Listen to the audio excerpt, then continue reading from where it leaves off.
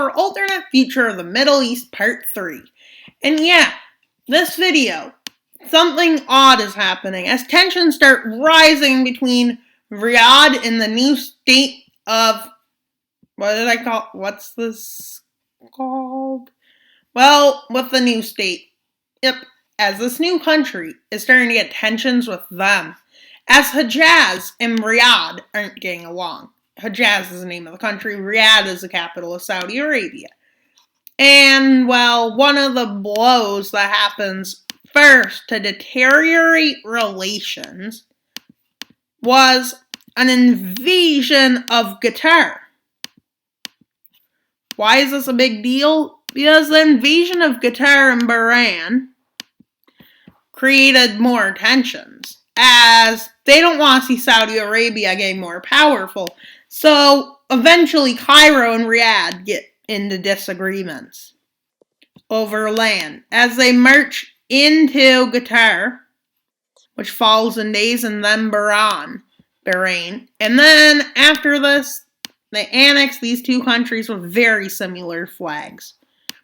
And this is a big moment to lack of relations between Riyadh and Cairo. And why am I talking about capitals even though it's really just Saudi Arabia and Egypt? I don't know. And then there's some of Libya on this map. And well, we can see some of South Sudan and Ethiopia and Djibouti. We have some of Pakistan, which is basically the Lauchi area. We got some of Afghanistan, Turkmenistan, Uzbekistan, Kazakhstan. We have none of Russia because Azerbaijan. Bulgaria and Greece used to lay, but Turkey took them over. And well, one of the reasons there's more nations is because I'm trying to make this series more entertaining, because the more nations, the better. Even though there is one puppet just casually laying. With a full-on blow happening as Saudi Arabia declares war on Hejaz, which leads to South Yemen, Eritrea, and Egypt, and Egypt's puppet of North Sudan. Yep, there's a North Sudan, a Sudan, and a South Sudan because of this. And well, quickly other nations get involved. And quickly Wild Mapper realizes somehow the puppet became red. Explain that, says the viewers. And then, well, as you can tell, that's a mistake. Please don't mention it in the comments. But you probably already have, so yeah. And now let's see what happens right away. With this being known would probably happen, many countries prepared for a possible fight, which Saudi Arabia has well prepared, as they launch a full-on invasion of the north of Hejaz. And why only the north? Right now, this is where the troops are. And then eventually they get to the south and invade the south of Hejaz. And well, it doesn't look, right now it looks well for Saudi Arabia, Iran, and Israel. But there might be a nation who doesn't really want to fight this war, but will until they get a certain amount of land. With Israel quickly marching in to Egypt. Really, Egypt? You allow this to happen again and again. With Egypt upset, but they see Israel doesn't really want to fight this war, as they're not committing many forces. Israel won't commit a lot of forces.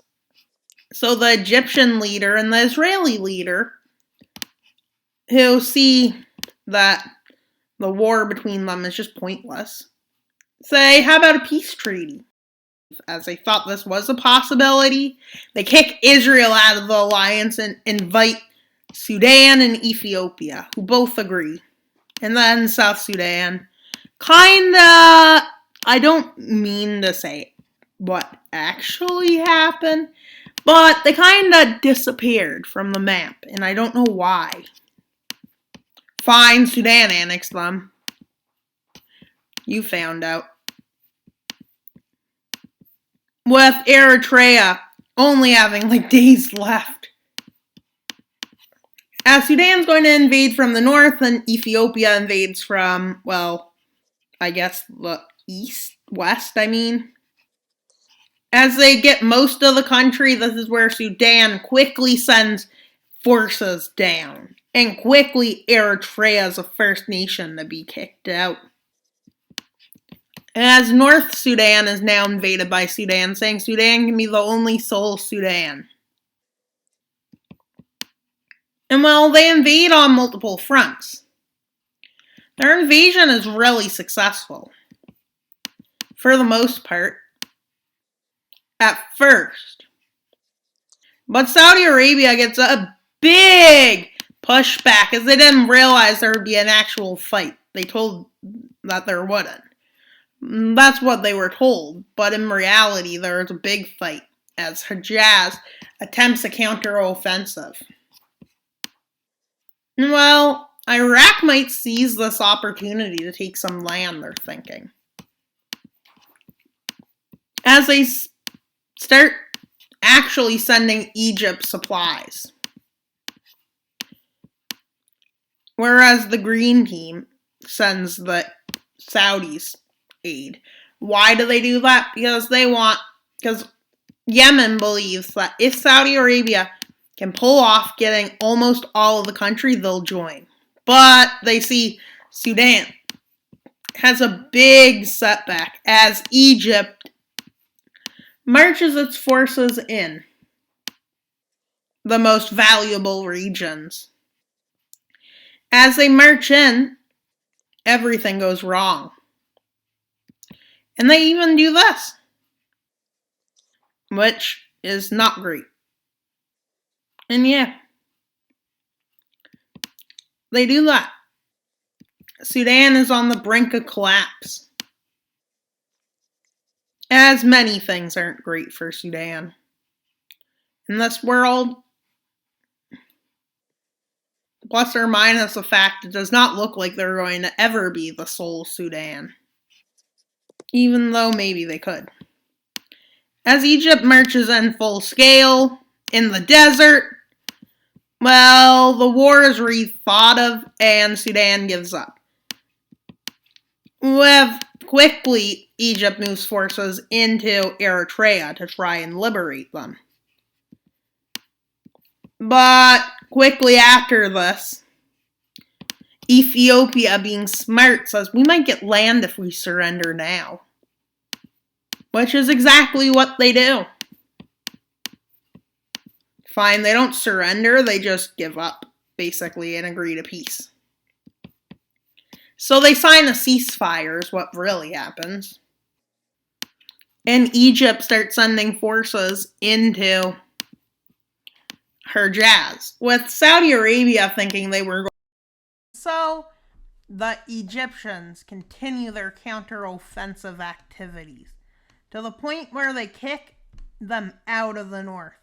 But Saudi Arabia attempts a big offensive now, with hundreds of men into the area they could invade, possibly. And well, they thought they did a good job. The people believed it, but Egypt does this. As none of these troops were trained. Why do they send these in? I don't know.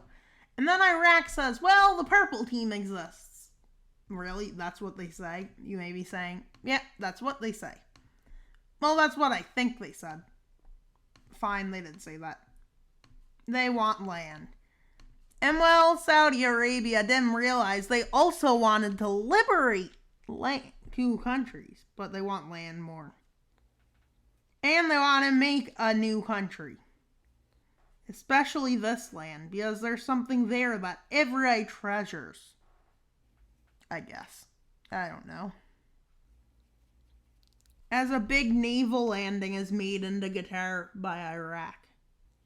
A small sliver of fighting happens between Iran and Iraq, but it's very localized. With an idea that Saudi Arabia will fall is now very popular in many of these countries as they head for Riyadh. The only problem is they get stopped here at the gates of Riyadh. But they then go over here. with many people not wanting to fight this war now. As the South is being invaded, their new lands are being invaded and everything. They're having such a fun time, guys. Such a fun time. As Iraq moves even further south. Iran and Iraq come to a ceasefire. Iran leaves the war basically, but doesn't yet. Fine, they do leave the war. As Iran leaves the war, all that's left is Saudi Arabia to fight the war on their own. That, by the looks, they've already lost. With the race to Riyadh beginning, as both countries race to take Riyadh, with one of them taking 2 spearheads. With these guys making it there first. Quickly, Iraq after them makes it there. And while they move into about half the city, and while the other half is taken by the other team. But, unfortunately, Saudi Arabia doesn't send in an official surrender. And quickly after, Saudi Arabia's capitulation is about to happen. When Saudi Arabia capitulates, this news spreads the world fast. Have been freed or bigger. North Sudan grew, Egypt grew, Eritrea grew, Ethiopia grew. Well, Eritrea shrunk, but it kind of grew still. It shrunk and then grew. And then we have a few countries like these countries, Hejaz and what was that called? West Yemen got larger, Najd was freed, and Iraq enlarged itself. And Iran has become more unstable. Bahrain has become independent along with Qatar. And well, this is good because it's just good for them. And so that's pretty much all for today's video of Alternate Future of the Middle East. I hope you enjoyed it. Please like and subscribe as we're headed for 375 subscribers by May 1st. So if you could, please subscribe as that would be great for the channel. That's all for today's video. Please like, subscribe, and comment. Wild Mapper out.